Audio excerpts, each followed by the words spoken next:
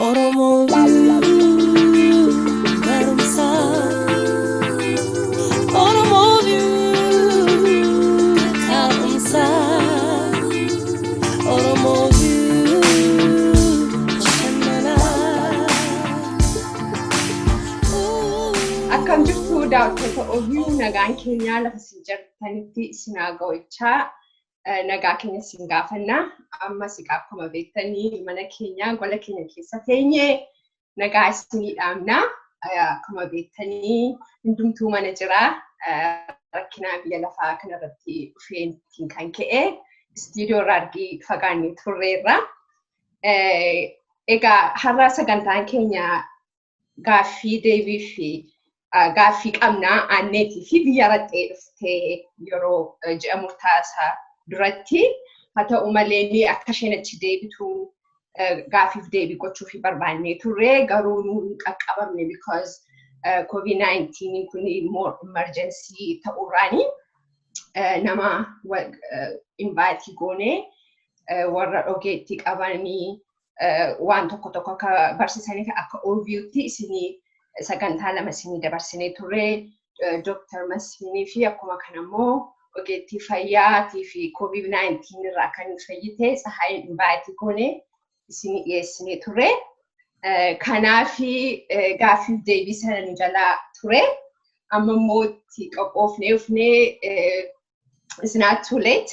Yeroo hundaa waan namatti himamuun irra jirudha. Waan nama irraa baratu jennee sababa yaadnee fi Aanne biyya raxxee dhuftee isarratti wajjiniin haasofnaa. Egaa akkuma beektan Aannen nama Ameerikaa keessa jiraatu, Minisootaa keessaa nama maatii qabu, ijoollee lama qabdi, abbaa manaa ishee bulaatuu isaati. Maatiin baay'ee jaalladhuudha. Saba isaaniitiif nama quuqamanii, community isaaniitiif passion jaalalaan community isaanii keessa dhaabbatu yeroo baay'ee. I'm so proud of you, Aanne. Waan ati gootu baay'ee na gammachiisa.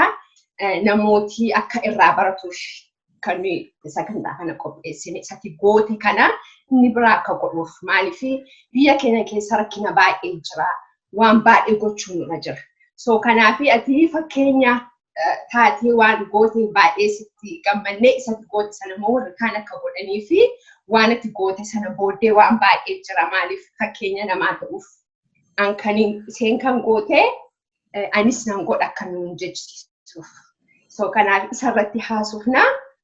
Mee Aanne qanii 10 days 10 project jettee biyya raxxee dhuftee projectiin sun akkamitti successfully sii ta'e yeroo baay'ee namni tokko gochuun iyyuu nan godhaa laata jedhee mama ati garuu I can do it jettee gootee dhuftee.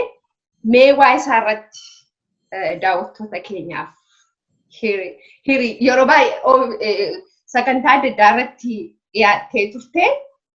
So nuyis akka OBN'tti si gaafachuun irra jira. Because wanti kun continuously itti fufuu qaba waan dhaabbatu miti. So kanaaf jenneetu kan gaaffii kana si gaafadha. 10 days 10 project.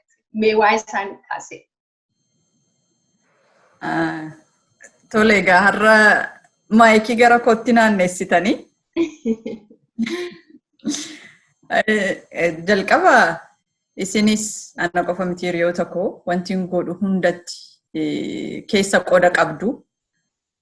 Yaadumaanuu support si gochuu waan hunda kan caalu jechuudha.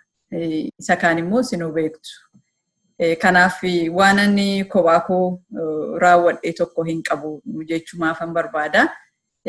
Wanti kun gaajee lama ta'ee ergan deebi'ee garuu wanti kun ammas dubbatamuu qaba jettanii waan kanarratti akka haasofnu miidiyaa adda addaa irratti illee dubbachaa ooman ture. Maaliif akkan godhe illee inuma beektu garuu inni kaan ammas fakkeenya ta'uu qaba jettanii sagantaa har'aa kanarratti ana gaafachuuf qophaa'uu keessanitti galatoomaan isiniin jedha.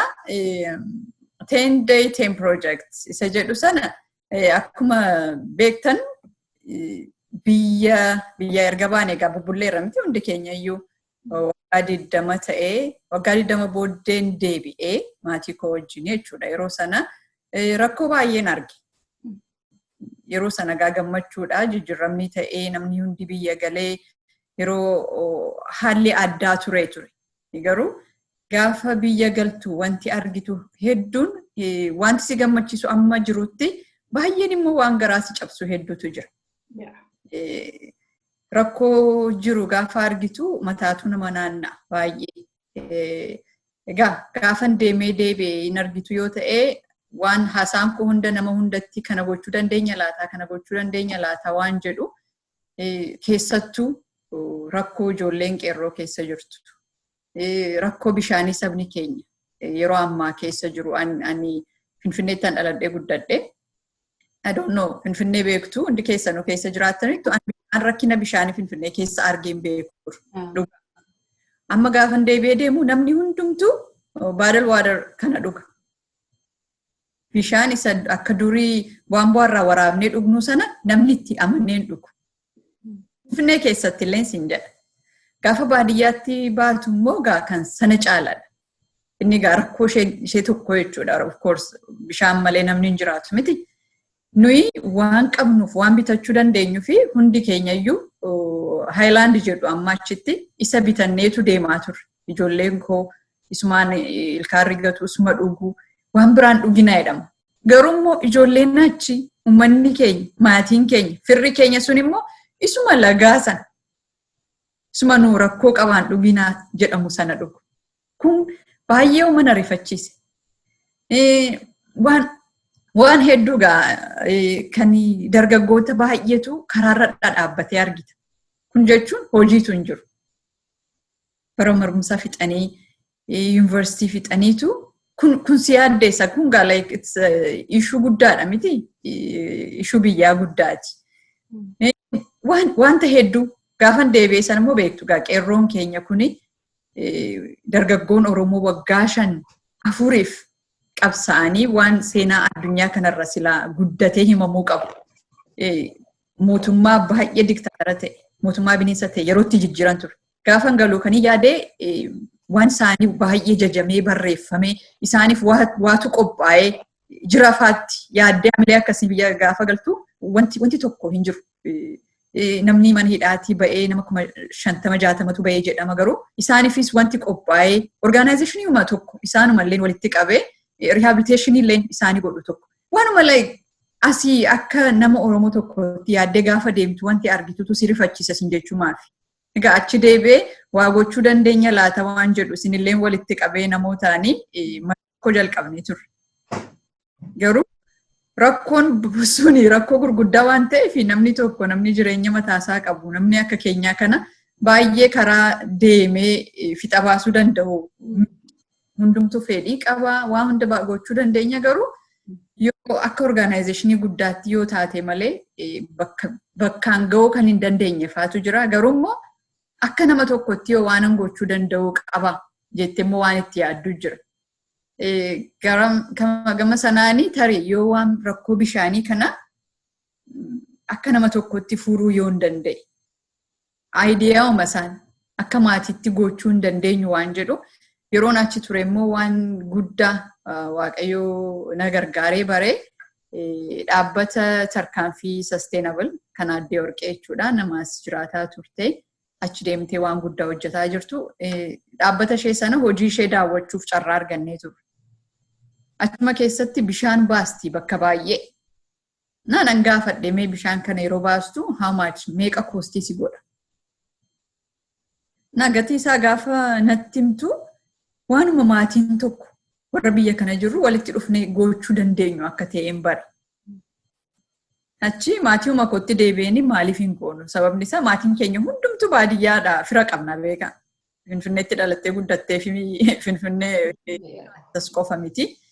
Gaafan yaadu maaliif maatii keenyaan walitti dhufnee yoo wanta kana goonee sana agarsiise namni baay'ee haamilee godhatee ganda isaa dhufe. Oromoo 1000 lakkaa'amutu biyya alaa kana jira miti. Hundi keenya iyyuu waan godhamuu kana Aanneen kun haadhi ijoolleen nama ordinary ta'ee kun yoo waa godhe maatii koo wajjin isa kaaniifis fakkeenya ta'uu danda'a waan jedhuun sana orgaanaayizii gochuun jalqabee galata isaa maatiin koo hundumtu baay'ee gammachuudhaan kontribiut gochuu danda'anii waanuma akka salphaatti haasofneetu ijaarame jechuudha bishaan ganda haati kootti dhalattee guddatteetti. Isuma keessatti immoo waan adda addaa keessan volunteerii godhaa ture ladies of girls kan jedhu days of girls isaan immoo ijoollee dubartootaa fi moodeesii reusable pad isa biyyatti moodees jennu kana hojjetu. Isa karaa hojiitiin nan dhagee. Moodeesii sana reusable pad sana waggaa 3 amma 4 itti fayyadamuu danda'u kan nama dhibu. Yoo miccanii sirnaan qabatanii amma sanatti fayyadamuu danda'u. Gaafan sana dhaga'u namoota amma isaan yeroo bakka hojiitti wanta dhaga'u waa'ee biyya kan biraati kan haasa'amu miti. Garuu rakkoon suni rakkoo saba kooti. Rakkoo maatii koo, rakkoo namoota hin beeku. Ijoolleen biyya keenya keessa ijoolleen durbaa kan mana barumsaa irra caalaa manatti haftu sababa periodiitiin. Tarii mee yoo waan kana baruun danda'a waan jedhuuni dhaaba kana keessa karaa intala Oromooti actually kan odeeffannoo sana naa kennite volunteer gochuun jalqabe. Sanuu ganna Minisootaa beektu galgala hojii dhaabee South Minneapolis dhaqeen volunteer godha. Iddoo 2-3tti volunteer gochuun jalqabe. Paakeejii isaa tokko qarshii 12 shilingiitiin gurguru. Garuu waanan ani volunteer godheef yeroo jalqabaaf immoo biyya Itoophiyaa keessa achi deemee namni achi nan geessa jedhee hin turre sana dura. Sana ergan jalqabee booddeedha sabaa kan jedhamtu ishiin karaa namaatiin fa'aa ergite. But volunteer gochuu kootti dhaabbatan keessa hojjedhu waan sana duras hojjetaa turre gaafan itti immoo maarree akkas taanaanii tola sii kennina ati immoo tiraanspoortii isaa danda'uu qabda. Tiraanspoortii isaa jechuun shaanxaa tokko biyyatti fuutee deemuu fi $2,200 kaffalta. Isaan gara shaanxaa 6 akkasiin argadhe jechuudha. Reusable padii 500 caalu. Sana jechuun yoo kaalkuleetii gootee $12 shilingiidhaanii gara 6,700 deema. Inni kaanii akkasiin bitateetu fudhatee deema. Keessattuu South Africa, Kenya, Rwanda kan biyya kana geessu wal gurmaa'anii jechuudha. Isa gaafa sana naa kennani dirqama deemuu man qaba jedhee murteessee jechuudha. Waa'ee bishaanii kan immoo gaafan irratti hojjedhu sana odeeffannoo kan biraan argadhe dhaabbata gargaarsa international ta'eefan hojjedha isin beektu. Achi keessatti waan hedduu odeeffannoo hedduu baruun jalqabe. Kaniin amma akka namni keenya baruu kan hin barbaadu. Hundi keenya odeeffannoodha miti with lack of information. Achi namni lakki bakka immoo bishaan baasuu hin dandeenye. Baadiyyaa konkolaataan galuu hin dandeenye immoo solushiniin kan biraa jira. Namni lagaa bishaanuma xurii sana waraabbate kan mana keessatti itti qulqulleeffatu. Filtration jechuudha, water filtration. Yeroo baay'eelleen post gochaan ture. $35-50 bitta. Garuu wanti kuni waan itti keessatti jijjiiruu qabdu hin jiru. Yoo sirnaan namni sun qulqulleesse amma waggaa 10 itti fayyadamuu danda'a. Na kan si dhibu baakteeriyaa 99.9 qulqulleessa. Wanta xiqqoo takka. Na gaafan sana dhaga'e namanne waa'ee saba keenyaa barreessanii jaratti ergee jechuudha. Rakkoo saba keenyaa bishaan rakkoo akka qabnu waan tokko irratti immoo akka specific gootee barreessitu si gaafatu. Achi akka carraa amma maaliif yoo jette hin beeku garuu naannoo Oromoo Karrayyuun filadhe. Booddee garuu ergan deemee argee booddee saba Oromoo keessa kan baay'ee rakkoo bishaanii yeroo ammaa qaban keessaa tokko isaan ta'een arge. Rakkoo environmentii fi waan adda addaatiin. Sana maxxansee an jalqaban barree isaan yoo akkas gootee tola faasii kennuu natti fakkaate. Websaayitii isaanii irratti ati waan gochuu barbaaddu post goota yoo fudhatteen deemta ta'e yoo travelii goota ta'e jechuudha. So namni websaayitii sanarra deemeetu bita. Donate godha jechuudha. Yoo waan tokko bitanii isaan natti ergu. Ani immoo waan sana fudhee biyya sana dhaqee distribute gochuun qaba jechuudha. Yeroo baay'ee gaa share gochaan ture namni keenya hin galleef. Sanuu 10 qofa choose godhee gaafan post godhu namni shareuma godha malee silaa bar dolara 25 yoo kennite isaan immoo filtreeshinii tokko natti ergu. Na filtreeshinii na yaadadhaa 3 qofa namni donate godhe. 3 sanayyuu faranjii nan beeke. Waan achirra jiru dubbise jechuudha. Dhumarratti bakka hojii koo ilaalanii edaa isaan bananii ilaalu. Si binnaanaan jedhan. Yoo maatii waan akkasii gochuu barbaadde baay'ee gaa baay'ee waan isaan hojjetan baay'ee hamilee sii kennaa si jajjabeessa kan si dhibu 35 naa bitan. Gara 500 baasan jechuudha. Naa bitanii akka waan sana gaa fudhadhee deemu gaafa namticha argu waan xiqqoo tokko maatii tokkicha actually wanti kun kan jalqabe productii kana warri hojjetan kan hojjetan yeroo tsunami Asia keessa nama baay'ee fixee sana bishaantu lola'e miti. So bishaan qulqulluu waan hin turree fi productii sana meeshaa sana hojjetanii achitti ture kan hedduu distribute godhan. Biyya baay'ee landlaakii ta'e keessatti hin deemanii hin hojjetanii kan Itoophiyaayyuu booddee kan hin bare bakka Peestulaa hospitaaliif jedhanii erganii turan yeroo dubartiin erga surgery taate gaafa fayyitu tokko kennaniitu baadiyyaatti akka deebituuf isayyuu gaa websaayitii isaanii yeroon cheekii godhu ergan isaan wajjin wal qunnamuu jalqabe booddeen bare akka projektiitti kan fudhatee biyya sana dhaqee anuma. Sanan argadhee jechuudha. Kan modeesii sanan argadhee bishaan sanas ijaaruu nan danda'e. Kanuma gidduutti immoo manoota gareen siqqee dubartoonni Oromoo Ameerikaa keessa jirru waggaa 2-3 dura isin dabalatee walitti dhufnee mana ijaarra jennee warra lammii keenya Somaaliyaarraa buqqaanii fi mana ijaarree turre. Garuu manni sun dhumuusaa, hojjetamuusaa, namni itti galuusaa gaafan deeme kan namoota maatii 20 arge. Maatii 20 kan abbaan manaa isaanii irraa du'ee irraa dhabamee akka carraa ta'ee achitti argamee gasheen dhufee san booddee mana 31 ijaarre maallaqa ergine jechuudha asitti. Garuu gaafa fagoo teessee waan tokko hojjechiistu baay'ee rakkisaadha. Keessattuu namni hundi gaafa sirratti dhiisu. Ani immoo amalaan ta'ee waan tokko jalqabnaan fixa baasuun qabu. Nama qofaaf osoo hin ta'in ofii koofiyyuu just like sammuu keetii fi waan tokko jalqabdee keessa jiraachuun barbaadu yoon itti galee amanee garuu wanti sun fixa ba'ee bakka kaayame bakka jenne sana ga'uusaa. Asii gaa bilbilaan bilbiltee nama kana nama dhibba wajjin haasaa ooluun I think naan uffisisee natti fakkaata. Dhumarra nan murteeffadhee tishartii hojjechiisee yaadattu yoo ta'e tishartii bishaan sanaafis isinumattan gurgure alatti hin baasne hiriyootuma koo fi bakka hojii namoota na wajjin hojjetaniif sana walitti qabadhee dhumarra gaafan deemuuf ka'u laageejii baay'een qabaadhe.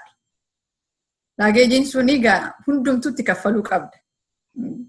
10 caalaa ta'e sanarratti gara 2,000 kaffalee sana allied dhaabbata koo fi dubartoota 2 dubartoota Oromoo hiriyoota koo asumaan galateeffachuu barbaada Maqfiraa Nuuree fi Faxxuum actually hiriyaa keessanii Faxxuumi. Nabiyaat. Gaafa isaan dhagaanii guyyaa tokko Maqfiraan geesse bakka volunteer godhu.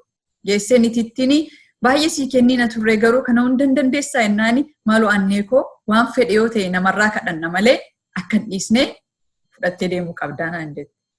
Achini hamilee naa kenne isas waa hundan fudhadhee laageejii bakka dhaabbata koof isaan lamaan meeshaa sanas naa bitanii akka carraa wantumtitti qaqqajeelee abbaan manaa koo tiraanspoorteeshinii koo naa danda'e tikeeta naa muree. Gaafan yaadu 7-2 deemu. Sagantaan immoo kaayyeeffadhee sagantaa 7-2 caalu.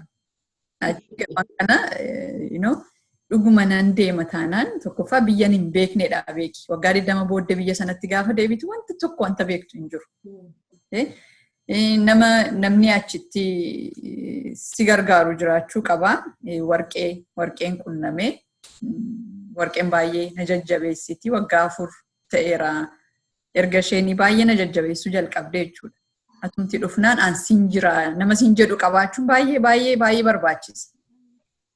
Namoota immoo sabboonota Oromoo yeroon kan siqee kana mana ijaarru warra bakka keenya bu'anii achitti nu gargaaraa turan immoo makiinaa faanaa barbaadanii isas nan kireeffadhe jechuudha.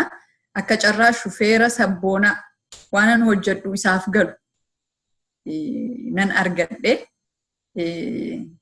Waaqayyo waan tokko sodaan qabuun ture beeki. Guyyaa tokko keessatti waan tokko hojjechuu hin dandeenye keessa halkaniin baanaa sagantaan baafadhe. Sagantichi kan si dhibu wanti hojjedhe 10 caala garuu mee guyyaa tokkotti bakka tokko gahuu yoo hin danda'e waan jedhu. Kan deemee egaa bakka yaade qofa osoo hin ta'in iddoon yaadne iyyuu ga'ee iddoo tokkotti guyyaa tokkotti bakka 2 faan dhaqan ture. Hirribni hin jiru. Sa'a 2-3 rafaa warqeenis na wajjin kaati. Ishee uuma bira muuf godhe by the way.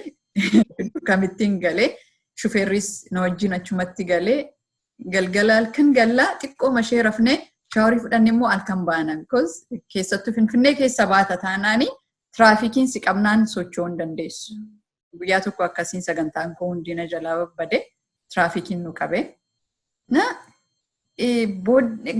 Gaafan waa hunda kana godhu booddee kanatti mul'ate ani kophaa kooni yeroo hunda kana godha jechuu miti. Mee namni anarra argee haa baratu. Baay'ee keenyatu as jira. Fakkeenya dhabne dhugaa dubbachuudhaa fi fakkeenya dhabne. Yoo nama tokko wal mari'anne nuyyuu beekna miti hin danda'amu siin jedhu malee eeyyeen nan danda'a namni jedhuun argitu. Yoon ani riskii fudhadhee for the first time ani ijoollee koo dhiisee takkaa travel godheen beeku maatii koo dhiisee.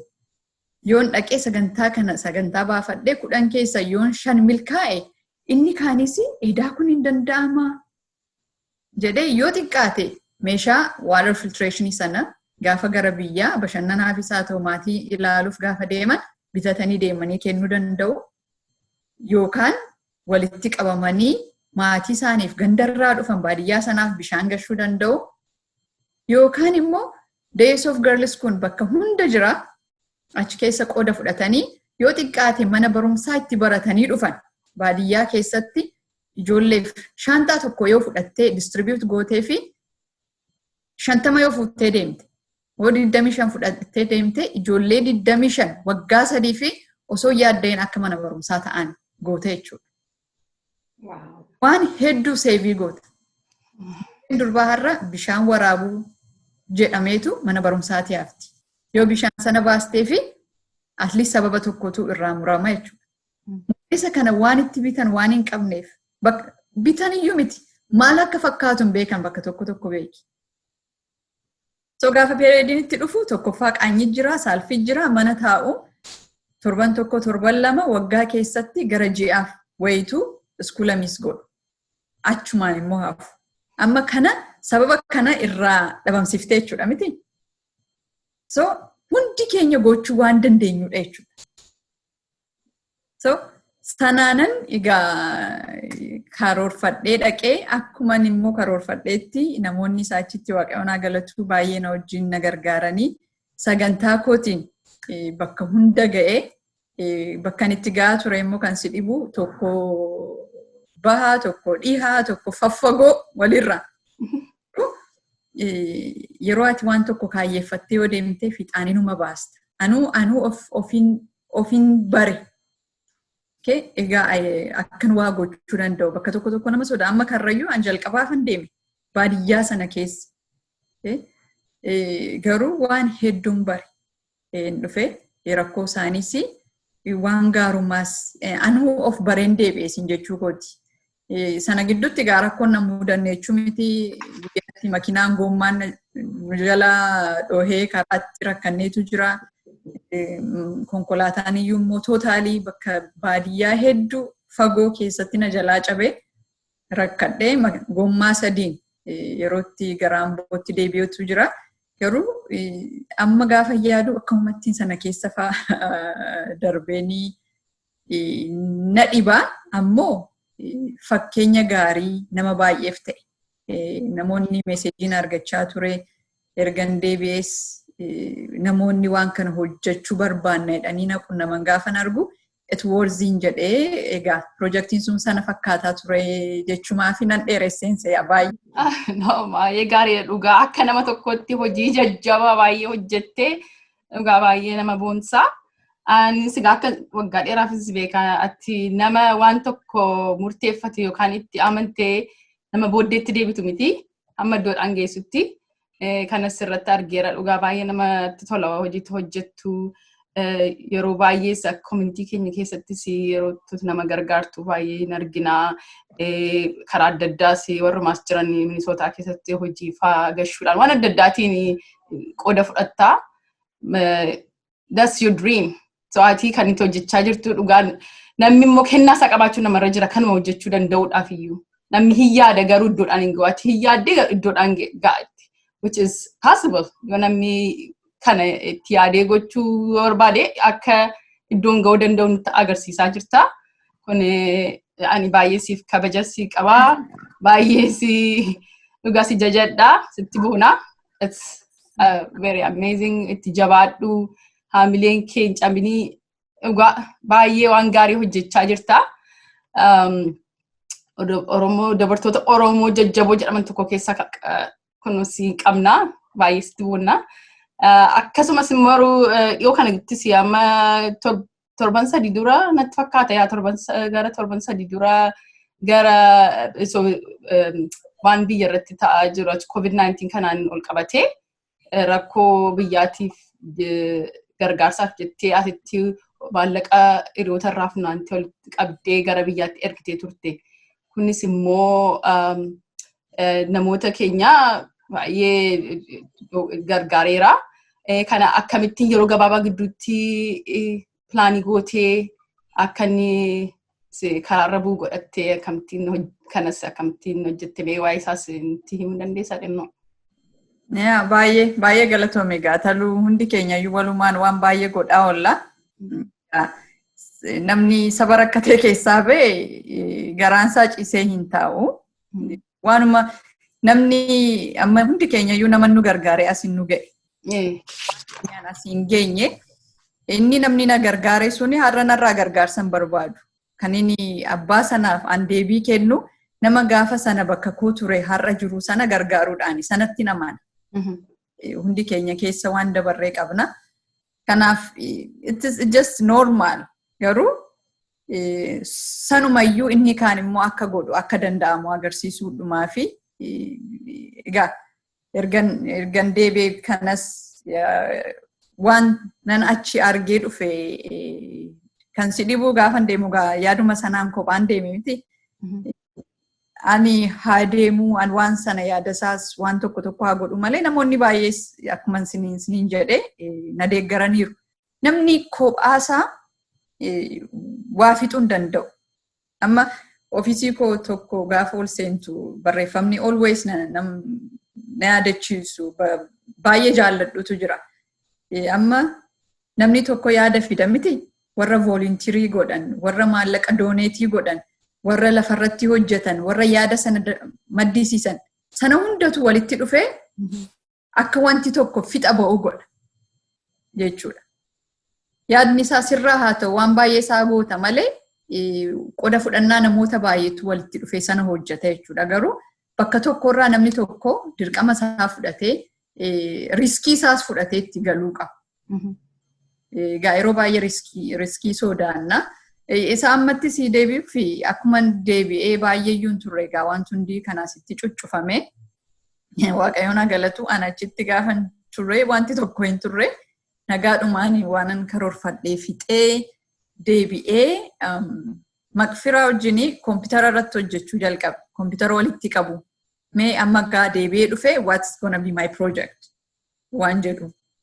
Namni waan bishaanii na gaafachuu jalqabe anis ganda kootti baasuu hin danda'u. Waan akkasiin barbaada. Akkamitti na gargaaruu dandeessa. Sana ture kan na gammachiise namni tokkoyyuu inspired ta'ee an kanan gochuu barbaada Aanne nama naan jedhu argachuu ture kaayyoon koo nama baay'een argadhe kanumaan kan meeshaa gochuu barbaadu. Mee isa akkatti mijeessinu jennee osoo sarratti hojjetaa jirru egaa koovidiin kun dhufee hundi keenya manatti gallee hojii immoo bakkaan hojjedhu kuni rifiijii gargaarra. Kan wanniin keenya koonsarniin keenya guddaa yeroo biyyi hundi daangaasaa waan hunda cuccufu akkamitti rifiijii kana bira ga'uu dandeenya. Kan addunyaarra gaa namni dhumarratti yaadatamu rifiijii kan biyya hin qabne kan fira hin qabne kan waan tokko hin qabne miti rakkataa meeqa gaafa isaanii rakkoo rifiijii keessattuu Afrikaa East Afrikaa keessa jiru haasa'anii an waa'ee saba koona na keessa deema.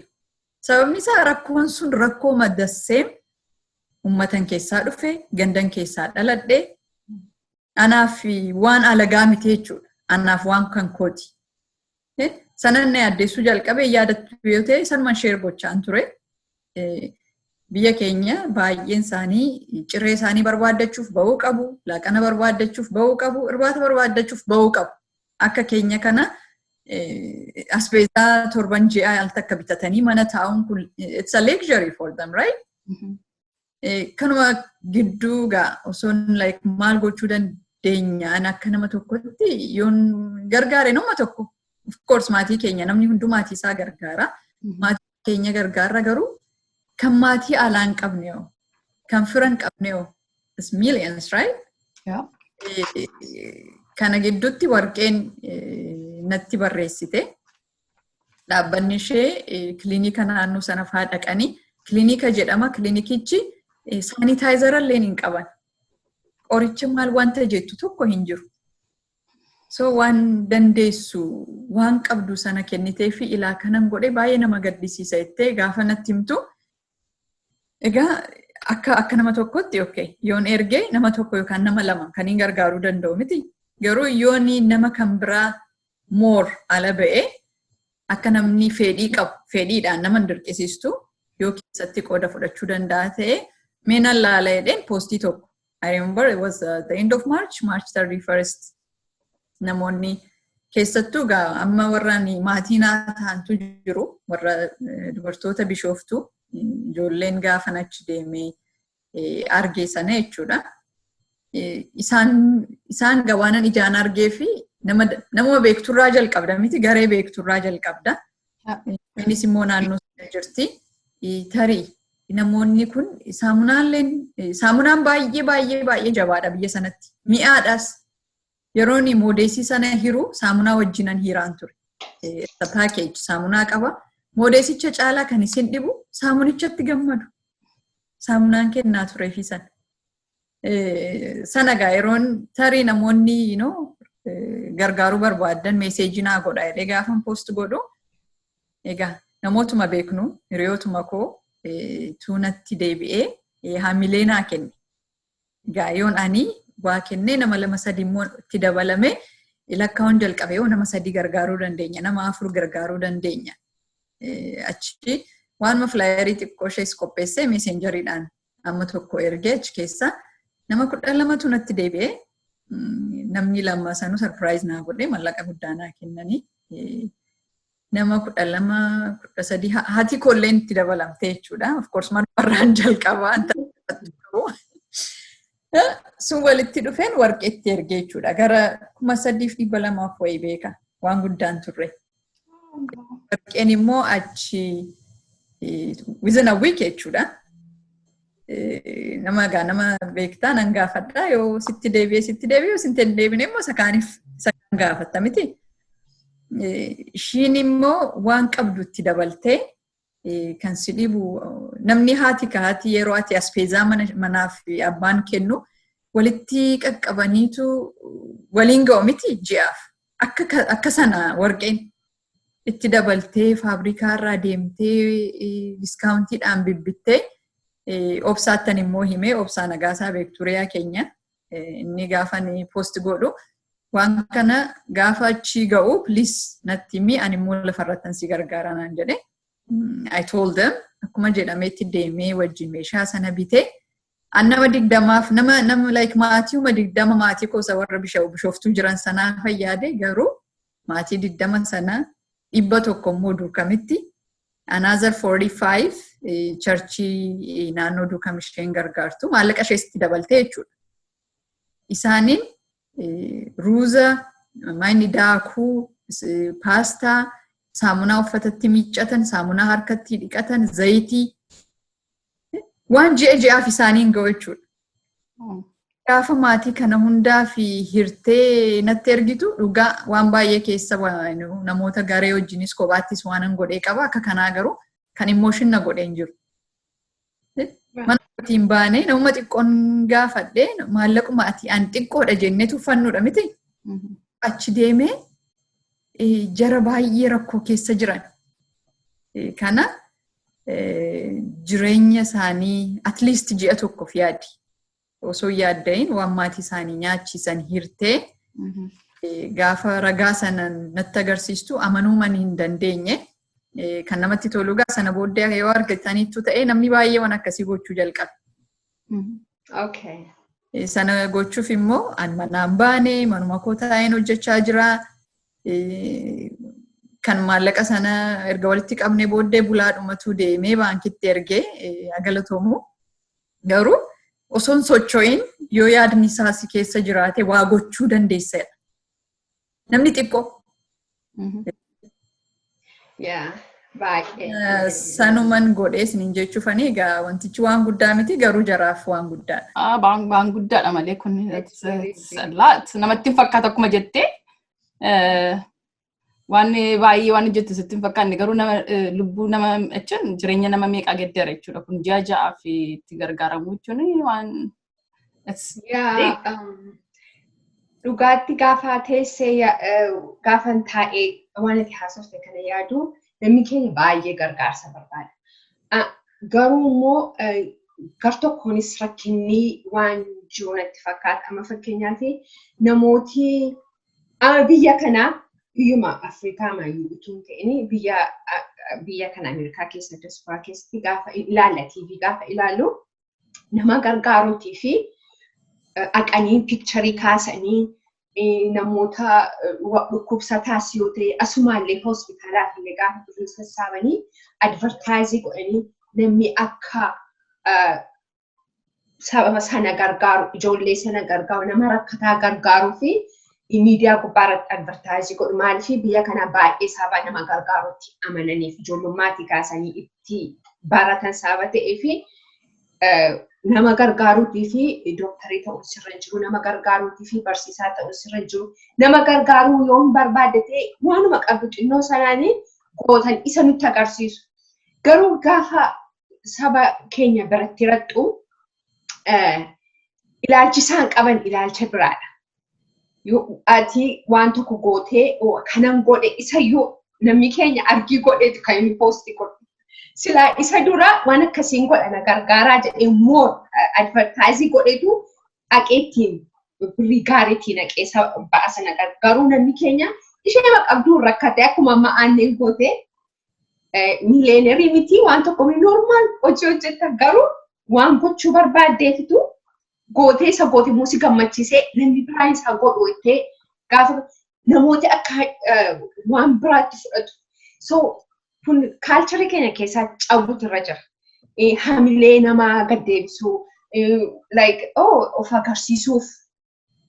Ani darbee namaa godhee maalti nama fagarsiisa. Ofii kooti uffadhee nama bareedee yoo of agarsiise inni waan tokko garuu waan tokko nama gargaartee ilaa isinis gochuu dandeessu fakkeenya ta'uu dandeessu isinis haxxanii lafatti alattanitti isa ta'uu namni keenya baay'ee rakkataadha hundumtuu rakkataadha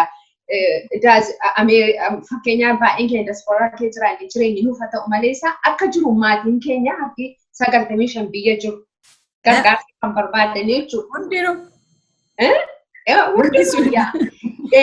Kanaaf waan tokko isa goote in agarsiistu taanaani ati fakkeenya taatee hin agarsiistu taanaani namni inni kaanis gochuu hin danda'u. Personally nuun ofii irratti gaafate waa'ee bishaanii kana goote nama baay'eetu inbaaksii nu gochaa ture itti gammadanii Aanne barreessi inbaaksii nu godhi waan itti goote gochuu barbaanna jedhanii.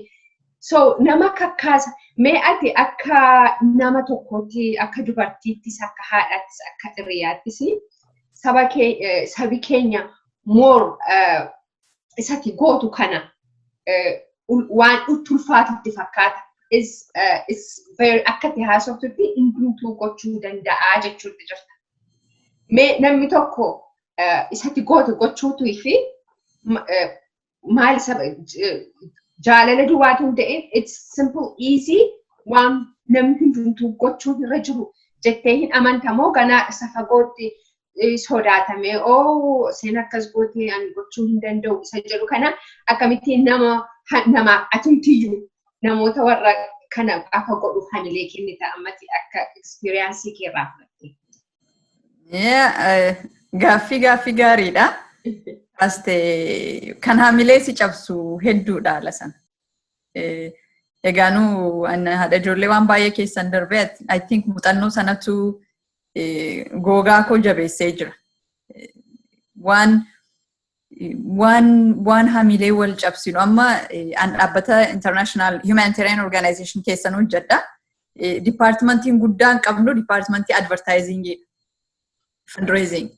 fundraisingii kan ammoo kan gootu kun doonarsoota kan akka hamilee godhatanii maallaqa sii kennanii si wajjin hojjetan si gargaaran kan gootu seenaa story faa creative gootaa picture irratti hojjetu Facebook irratti waan adda addaa irratti amma all the non-profit organization yoo argite dura waan advertising godhan jiru akkuma kee jechuudha. Waan garaa nama nyaatu suuraa ati itti rifattee dhuftee keessatti qoda fudhattu si taasisu.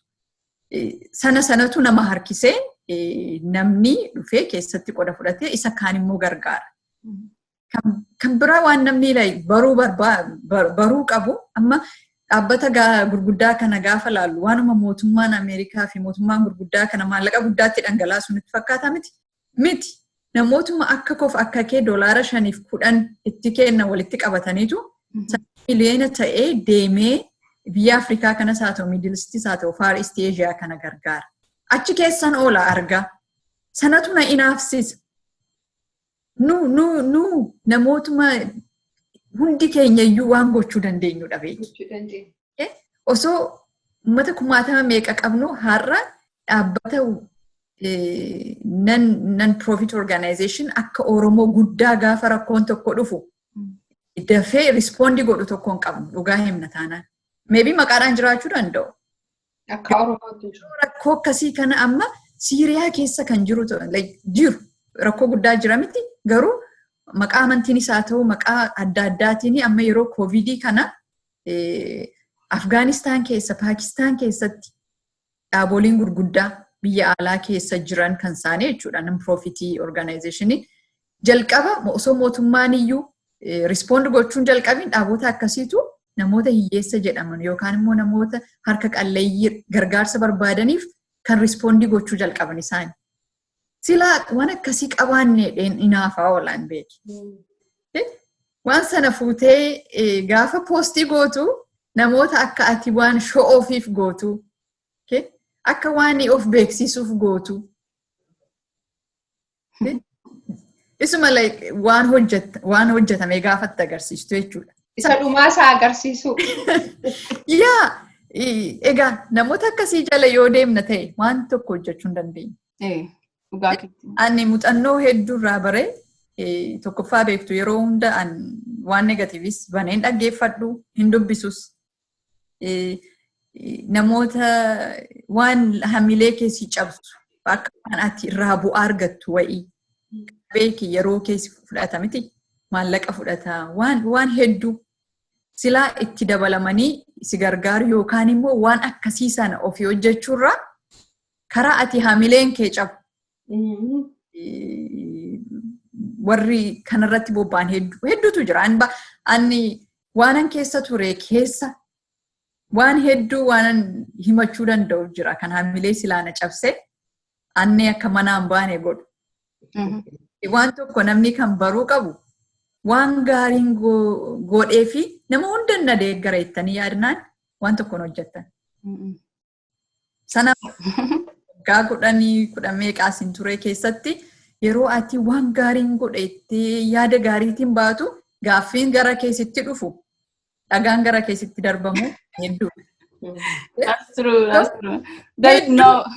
Yeroo tokko is there like anatu rakkoo qabaa ittee ofi wanni taata garuu sana keessa dabartee gurra keessa naaf cuftee akka koo kana nama tokko saa ta'u lama saa ta'u 10 saa ta'u isa si deeggaru wajjini yoo lubbuu takkitti amma interview tokko kan warqeen kennaa turte tokkoon dhaggeeffachaa ture nama barateetu nama yoo fayyaa qabaatee dubartiin tokko Oromoon tokkos daa'imni tokko baratee guddatee borii isatu mirga isaa gaafata. Nama barateetu ofii falmata. Biyya isaatiif falmata beeki. Dhaloota kana waan tokko osoo hin gargaariin dhaloota hin taane ta'ee yoo guddate bor sabatu miidhama miti. Kan decided gochuu qabnu ani kaaniin waan decided godhee yoon ani Aanneen tun nama tokko gargaaree akka jireenyi isaa jijjiramu yoon godhe anaaf sanatu gaadha. Isa kaan immoo gurra kee cufattee deemu. Lammata yeroo sheerii gootu namni kaan siif gammadee irraa baratee waa godha. Kaan immoo akkuma siin jettanu waan baay'ee siin jedha. An sodaachaan sheerii godha beeka. No, gochuun sodaachuun hojii keetii waan itti amanteedha.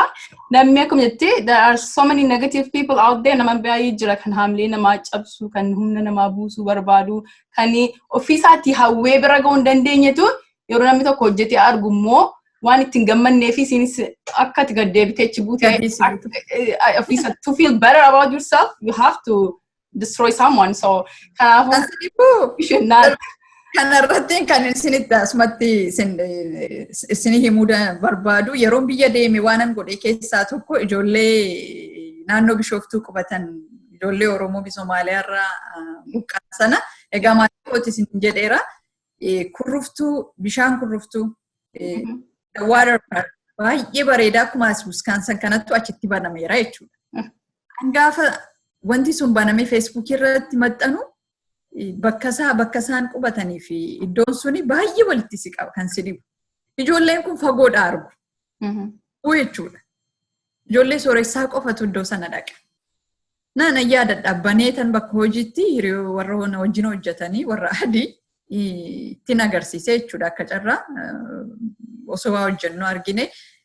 Kun Itoophiyaadha biyya keenya keessa bakkuma naannoo dubartoota kanaan dura isinitti himee sanaa silaa danda'ee ijoollee sanaas geesseetiin taphachiisuu barbaadaan jedheen. Kan si dhibu the next day pilaanii gochuu jalqaban akkatti na gargaaran. Warra adiin hin beekne beeki. Wanta sana akka carraatti sana afaaniin jedhee sana gaafan dhaqee dhugumayyuu ijoollee 70 bakka the most expensive and beautiful place geessee taphachiisee jechuudha. Ijoolleen kun isan uffata biteefirra isanii maatii isaaniif waa godhe sana kan jireenya isaanii guutuu yaadatan waan kana. Dhugaadha. Na gammachuu isaan gaafa sana qabaataa turanii isaaniif amma nothing jechuudha beeki. Sooressaa osoo hin ta'in keessa deemanii argan wanta addaan jiru. Lammata immoo sammuu ijoollee kana keessatti edaawwan akkasii jira. An guddadhee baradhee bakka guddaa ga'ee kana caalaayyuu hojjechuu danda'a akka jedhan sammuu akkasii keessattuu ta'e jechuudha. Kan bira osoon biyya sanaa amma naasiif Oromootiin qabadhee gaafan deeme wanti sun jiraate fudheen deema miti akka bashannananiif. This kids is also my kids. Dhuguma sabboonummaa qabaannee Oromummaan sun keessa jira yoo ta'e ijoolleen kunis they deserve. Waan sammuu tokkotu jira hiyyeessaaf kanatu mala. Sooressaaf kanatu mala. Kan namoota baay'eedha. Maaliif achi geessitee maallaqa balleessurra maaliif waan biraan gooneef kan naan jedhe.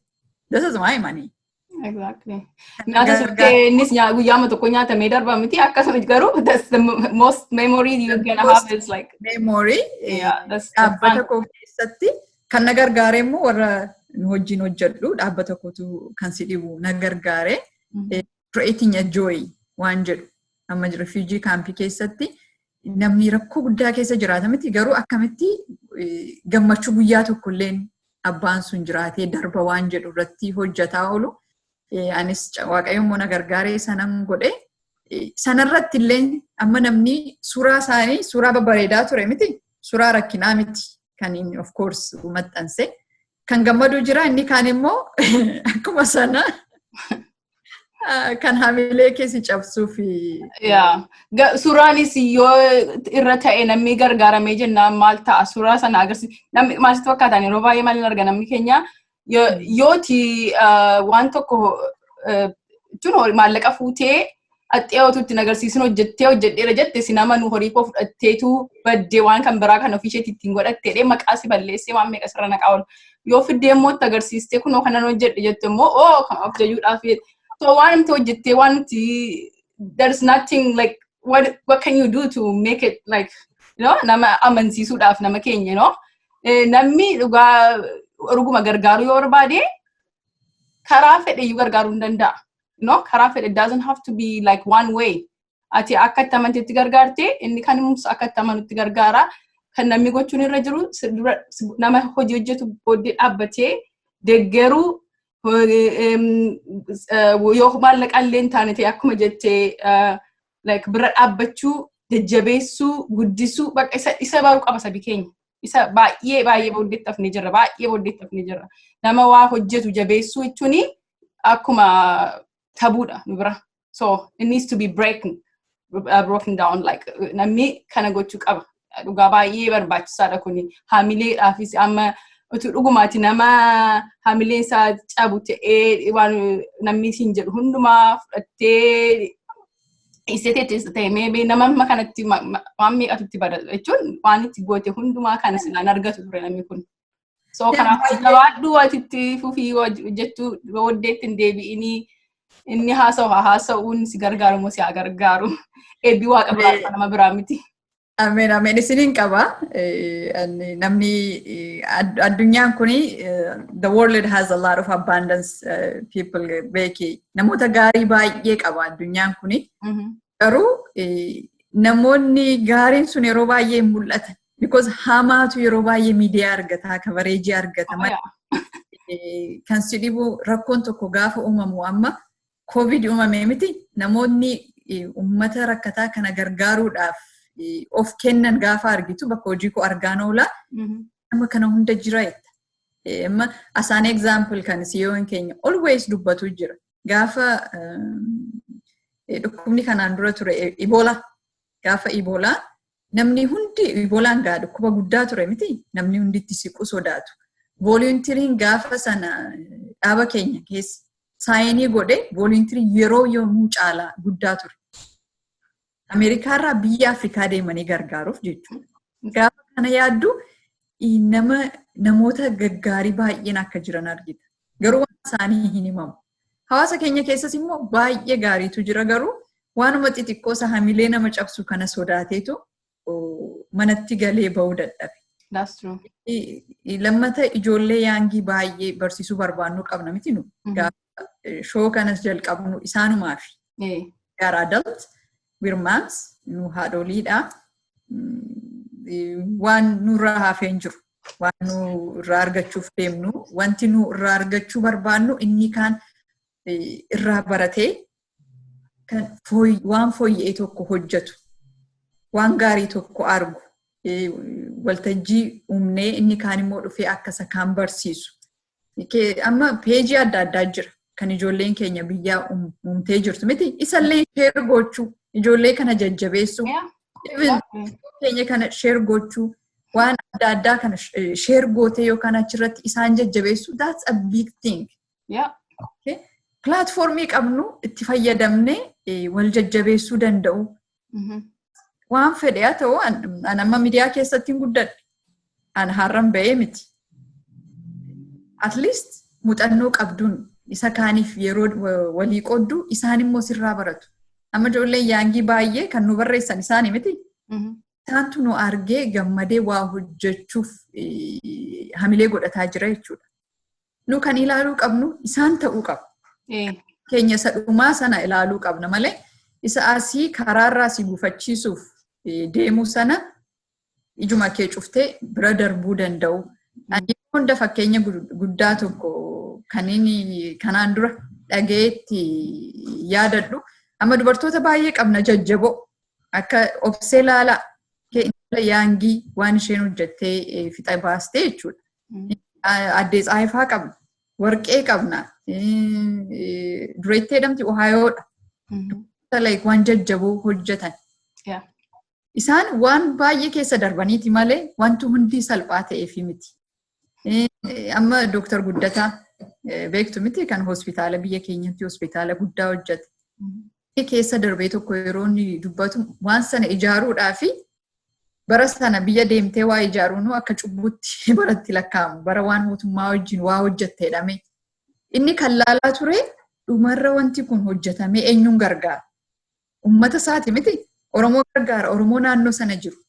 So ija isaa sanarra kaa'atee waan jedhamaa ture isaa ta'u guufuu hunda darbee har'a hospitaala guddaa yoo maatiin keenya dhiibame itti bilbilee itti ergannuutu sana. Osoo gaafa sana garuu hamileen isaa cabee kufee har'a sana hin qabnu jechuudha.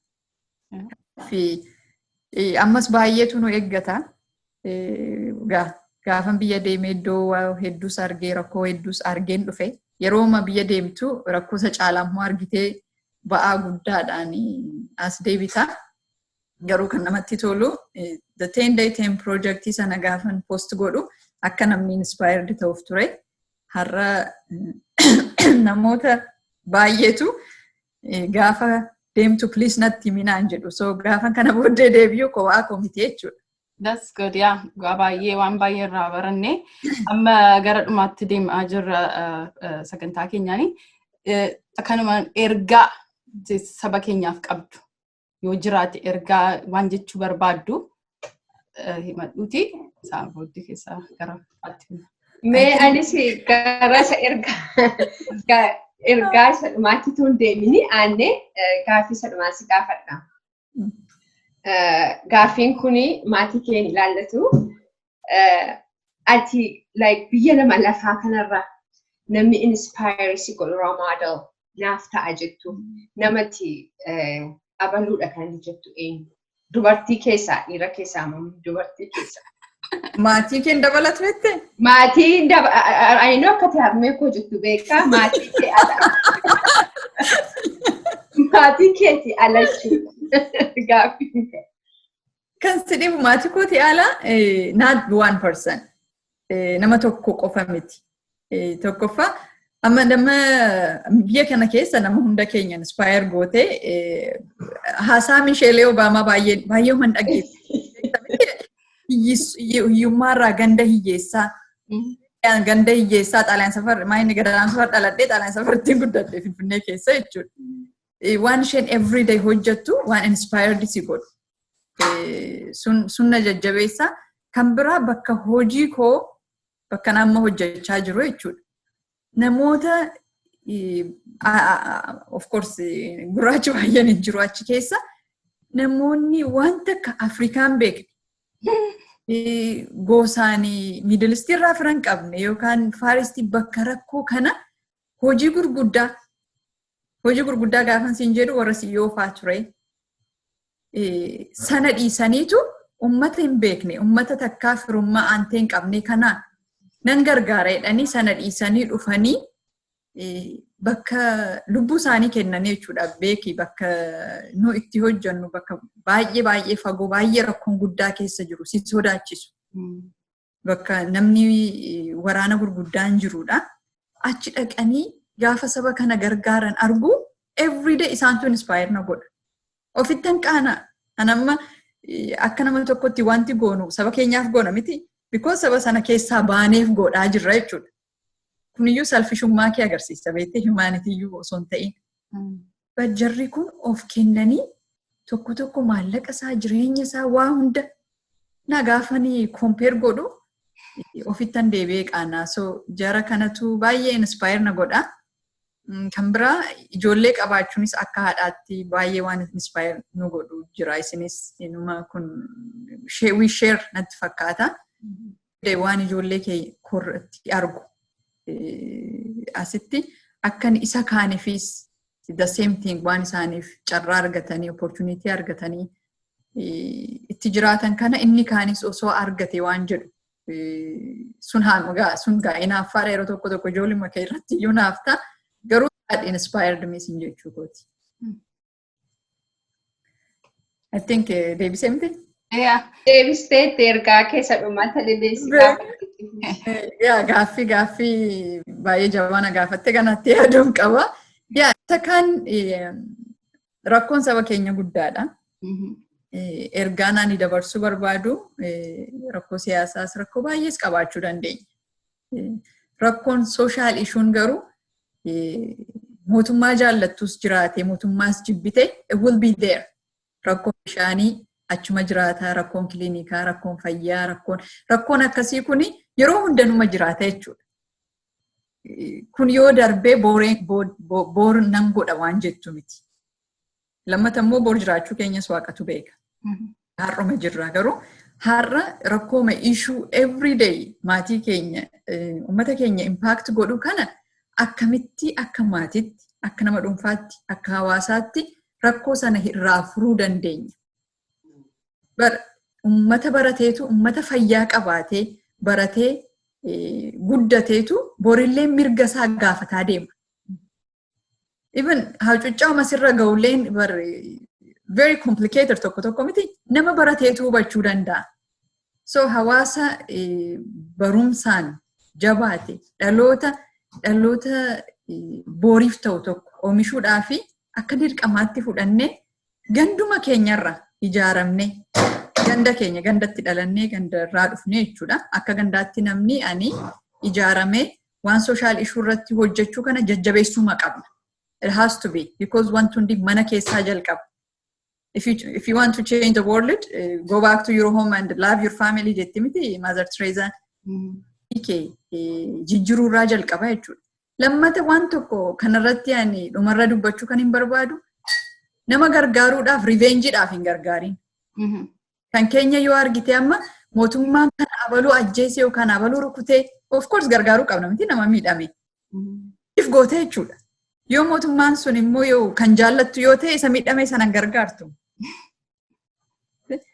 So haaloo bahuudhaaf waa gochuurraa dhuguma itti amanne garaadha yoo waa gochaa deemne waan baay'ee furmaata argamsiifna. Lammata immoo nama gargaaruudhaaf sooressa ta'uun qabdu nama gargaaruudhaaf nama ta'utu gaadha. Wanti koo jettu wanta qabduutu yoo kennuu barbaadde wanti qabdu ga'aadha kennuudhaaf. Lammata nama ta'uun namni maallaqa keessirraan barbaadu namni kan barbaadu si ismaayilii kee ati fuula iftee nama himachuu.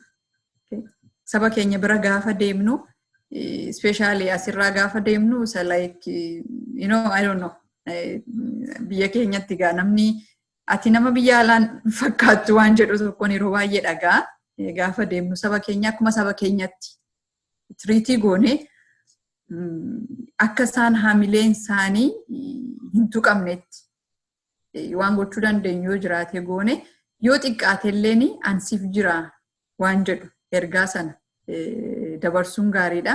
Namuma hammachuun iyyuu waan guddaadha beeki. Sanumaan ergaa dabarsaa so waaqayyo nu haa gargaaru isa kaan irratti. Baay'ee ergaa baay'ee bareedaa dabarsitee baay'ee galatoomi. Anaafis ta'elleenis waan baay'ee sirraa baranneerra ammayyuu baay'ee nama gammachiisa. I hope namni warri kana dhaga'ee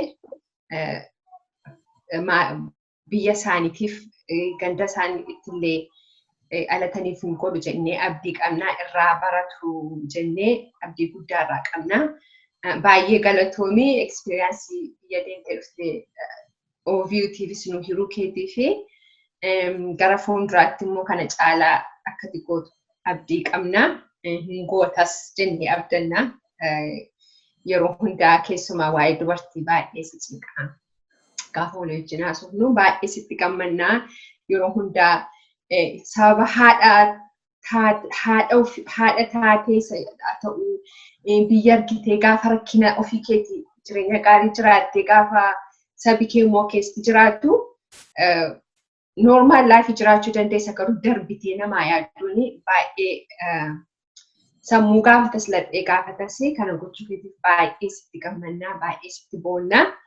daawwattoota keenya gaa sagantaan keenya gara xumuraatti dhufneerra. Taliilee waan haasoftuu qabdu taanaan fitna.